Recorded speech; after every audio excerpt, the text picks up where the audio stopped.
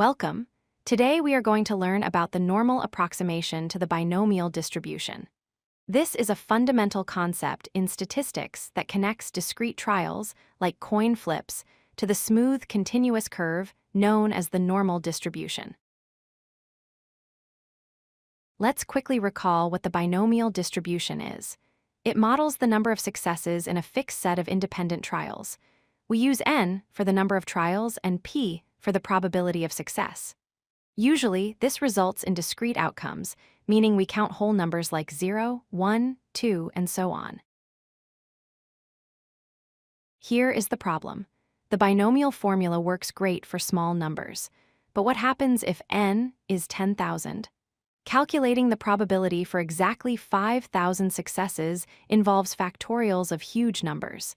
This is computationally intense and difficult to do by hand. This is where the normal distribution saves the day. Mathematicians discovered that as the number of trials n gets larger, the shape of the binomial distribution starts to look exactly like the famous bell curve. This means we can estimate probabilities using areas under the curve instead of complex formulas. Take a look at this visualization. When n is small, like 5, the graph looks blocky. At n equals 20, it gets smoother. By the time n is 100, the blocks form an almost perfect bell shape. This visual proof justifies why we can swap the distributions for large samples. However, we can't always do this. There are rules. The generally accepted conditions are that n times p must be greater than or equal to 5, and n times 1 minus p must also be greater than or equal to 5. Basically, we need to expect at least 5 successes and 5 failures. Why do these rules exist? It's about symmetry. If we don't have enough expected successes or failures, the graph leans to one side. It becomes skewed. The normal distribution is perfectly symmetrical, so it can only approximate the binomial distribution well if the binomial shape is also roughly symmetrical. To use the normal distribution, we need two parameters, the mean and the standard deviation.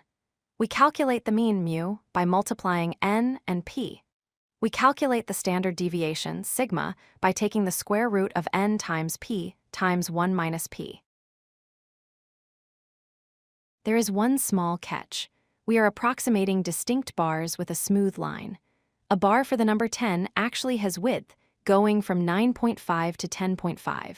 So, when we calculate the probability of x equals 10, we must look at the area between 9.5 and 10.5. This is called the continuity correction. Let's try a real example. Suppose we flip a fair coin 100 times. We want to know the probability of getting more than 60 heads. Here, n is 100 and p is 0.5. First, we check our conditions.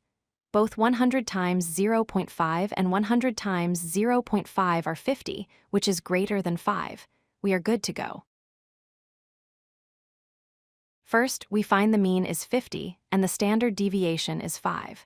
Because we want more than 60, we apply the continuity correction and start at 60.5. We calculate the z-score, which gives us 2.1. Looking at the area to the right of 2.1 on the normal curve, we get approximately 1.79%. To wrap up, remember this checklist. Check that n times p and n times q are at least 5. Calculate your mean and standard deviation using the formulas shown, and always apply the continuity correction for the most accurate result. Thanks for watching. If you like this video, hit that like button and don't forget to subscribe. Visit codelucky.com for more such useful content.